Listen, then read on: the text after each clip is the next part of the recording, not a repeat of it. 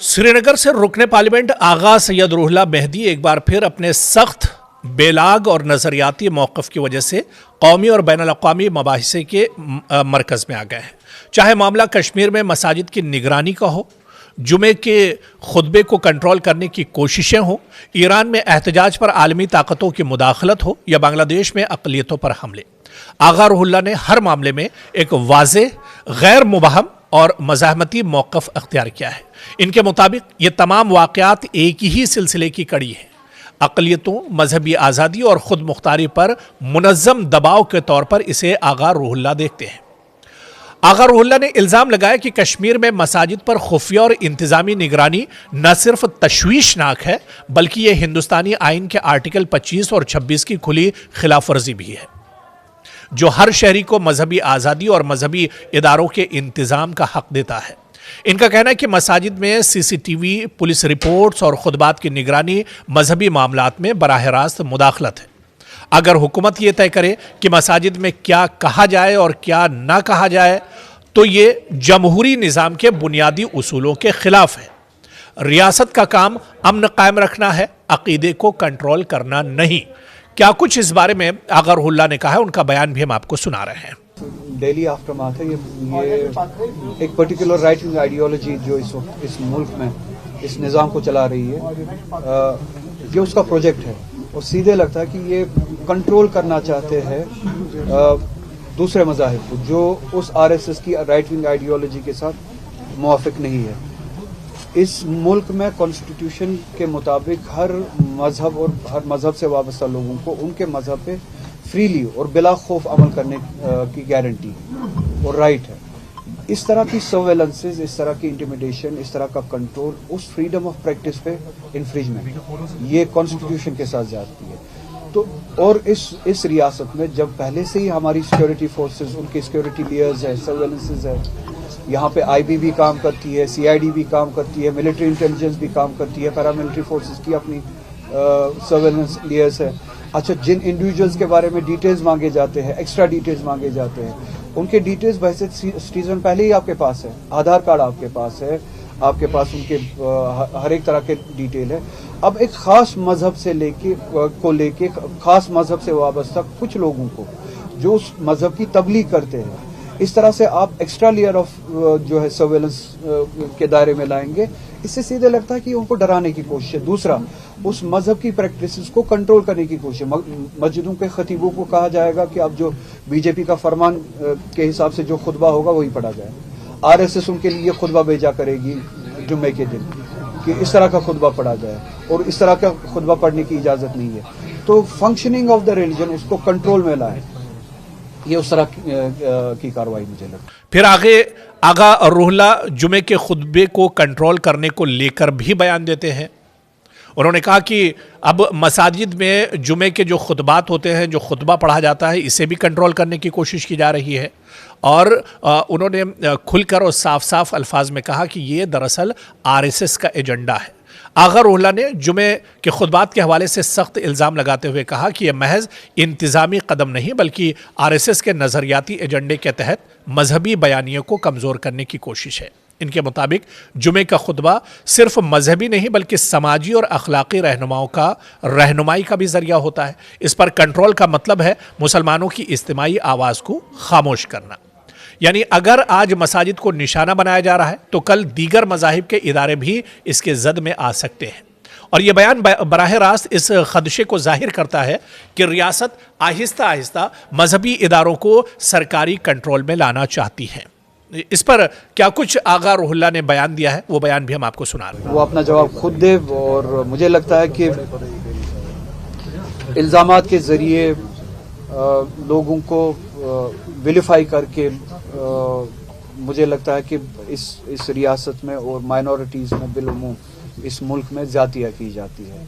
कभी दहशतगर्द के नाम पे, कभी एंटी नेशनल के नाम पे, इसी तरह के टैग्स लगा के एक तो विलिफाई करके इनको सेकंड क्लास सिटीजन्स बनाने की कोशिश की जा रही है या बनाया भी गया है, और फिर जो ज्यादतियां है उनका शिकार बनाने की कोशिश की जाती है। बहुत सारे हमारे लोग ऐसे अभी भी है, चाहे वो किसी भी मसलक से, मजहब से वाबस्ता हो, बिलखुसूस मुसलमान तबके से, वो जेलों में बंद है सिर्फ इसी नाम पे, इसी वजह से, क्योंकि उनको बदनाम किया गया, उनको टैग किया गया, उनको एंटी नेशनल, दहशतगर्द। आप देख सकते हैं कि हमारे स्कॉलर्स अभी भी बंद है 5-5, 6-6 सालों से जेलों में। उमर खालिद जैसे स्कॉलर, शर्जील इमाम जैसे स्कॉलर, या ह्यूमन राइट एक्टिविस्ट हमारे अभी भी जेलों में बंद है। उसी के बरक्स आप देखें कि रेपिस्ट जो है, जो कन्विक्टेड रेपिस्ट है, जिनको सजा मिल चुकी है कोर्ट्स के जरिए, उनको 12 बेल मिलती है। तो फर्क मजहब की दिखती है, वो एक मजहब से वाबस्ता है, ये दूसरे मजहब से वाबस्ता है। हमें लगता है कि ये मुल्क हर किसी के लिए बना था, हिंदू के लिए भी बना था, मुसलमान के लिए भी बना था, हर किसी के लिए बराबरी के लिए बना था। हमने ये तवक्का नहीं किया था कि स्कॉलर्स जेल में हो क्योंकि उनको एंटी नेशनल्स और टेररिस्ट का टैग देके उनके साथ ज्यादतियां की जाए, और अभी उनका केस भी शुरू नहीं हुआ है, वो ट्रायल्स भी शुरू नहीं हुए, वो कन्विक्ट भी नहीं है, ये अदालत में उनका केस ही शुरू नहीं हुआ है, और वो जेलों में 6-6 सालों से बंद है। और उसी के बरक्स जिनका केस शुरू भी हुआ है, खत्म भी हुआ है, अदालतों ने सजा भी दी है, और वो रेपिस्ट, चाहे वो बाबा हो, बाबा राम रहीम हो, चाहे वो बीजेपी का कोई एमएलए हो किसी रियासत का, वो रेपिस्ट, उनको बेल मिलती है बार बार। और इसी तरह की आप देखते, जो नाम आपने लिया, यहाँ पे भी कोशिश की जाती है कि टैग दे के, एंटी नेशनल बता के, टेररिस्ट बता के लोगों के साथ ज्यादती की जाए और उनको जेलों में रखा जाए। इसके अलावा आगा रुहुल्लाह के जो बयान है वो कश्मीर या जम्मू कश्मीर के हालात तक ही महदूद नहीं रहे, बल्कि ईरान में जो मौजूदा एहतजाज है और इसके अलावा अमेरिका और इजराइल की जो मुदाखलत है, इस पर भी आगा रुहुल्लाह ने खुलकर बयान दिया। दरअसल ईरान में जारी एहतजाज पर आगा रुहुल्लाह ने बैनुल-अक़वामी ताकतों को आड़े हाथों लेते हुए कहा कि अमेरिका और इजराइल को किसी खुद मुख्तार मुल्क के अंदरूनी मामलात में मुदाखलत का कोई अखलाकी या कानूनी हक हासिल नहीं है। इंसानी हुकूक की आड़ में मुदाखलत अक्सर जोग्राफियाई सियासत का हथियार होती है।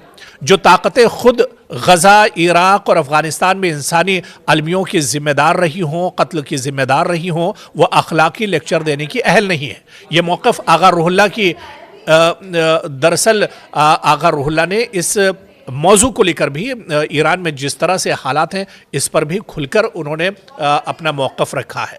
ये बयान भी आप सुनिए। जो इम्पेरियलिस्टिक प्रोजेक्ट लेके दुनिया को इम्पेरियलिस्टिक प्रोजेक्ट के हिसाब से देखते हैं, उसको उन्हें ईरान के बारे में बात नहीं करनी चाहिए।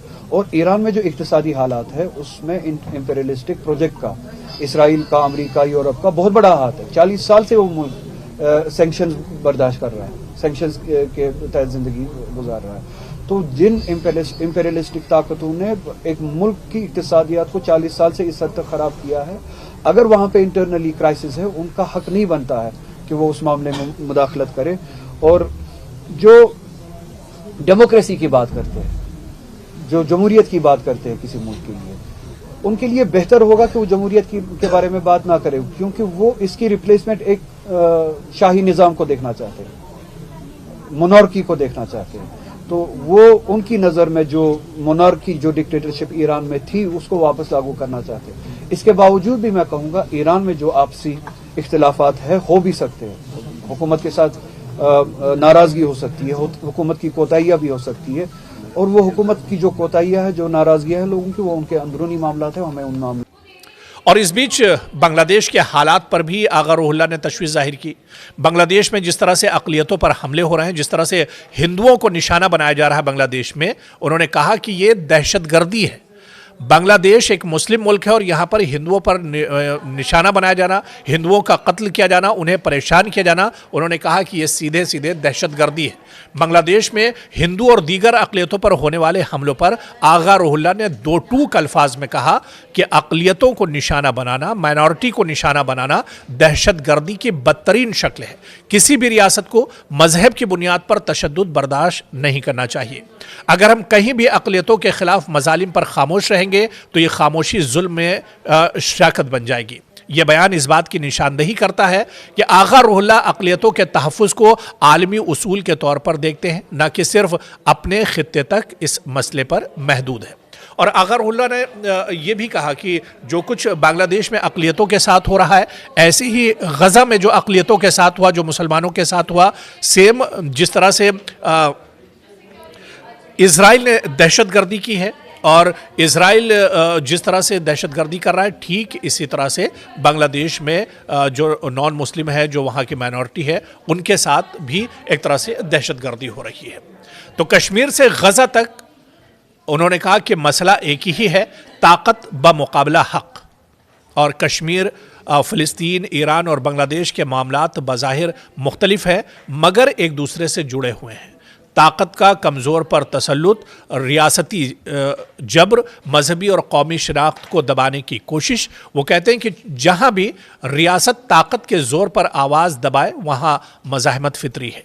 इंसानी हुकूक जोग्राफिया नहीं देखते, जुल्म जहाँ भी हो उसके ख़िलाफ़ आवाज़ उठाना फ़र्ज़ है। और इस पर भी आगा रूहुल्लाह का ये बयान ज़रूर आप सुनिए। बांग्लादेश में जो माइनॉरिटीज के साथ हो रहा है, मैं ज़ाती तौर पे उसे उसी तरह से देखता हूँ जिस तरह से गाजा में मुसलमानों के साथ कत्लेआम को देखता हूँ, जिस तरह से हिंदुस्तान में जब माइनॉरिटीज को लीच किया जाता है उसको देखता हूँ। माइनॉरिटीज जहाँ जो भी हो, चाहे हिंदू हो बांग्लादेश में, चाहे मुसलमान हो हिंदुस्तान में, या बेगुनाह इंसान, या इंसान जहाँ भी हो, चाहे गाजा में इंसान, जिसको बेगुनाह मारा जाए, जो मारने वाला हो वो दहशतगर्द है, वो ज्यादती करता है, वो सहयोनी है, वो तागूती है। तो माइनॉरिटीज को अगर बेगुनाह कत्ल किया जाता है बांग्लादेश में, वो मारने वाला जो है बांग्लादेशी, वो दहशतगर्द है।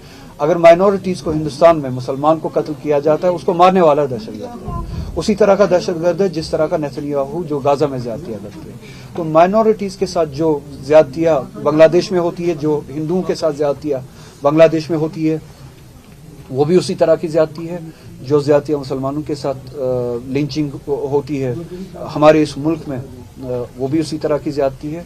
और वही ज्यादती हम उसी तरह से मानते हैं जिस तरह से गाजा में मुसलमानों के साथ। जाहिर सी बात है कि मजहबी आज़ादी को सियासी मसला नहीं बल्कि आइनी हक मानते हैं आगा रूहुल्लाह। आलमी सियासत में दोहरे मेयार के सख्त नाक़िद हैं, अक़लियतों के तहफ़्फ़ुज़ को आलमी अखलाकी ज़िम्मेदारी करार देते हैं और ख़ामोश सिफारतकारी के बजाय खुलकर और जारहाना सियासी ज़बान इस्तेमाल करते हुए आगा रूहुल्लाह नज़र आते हैं।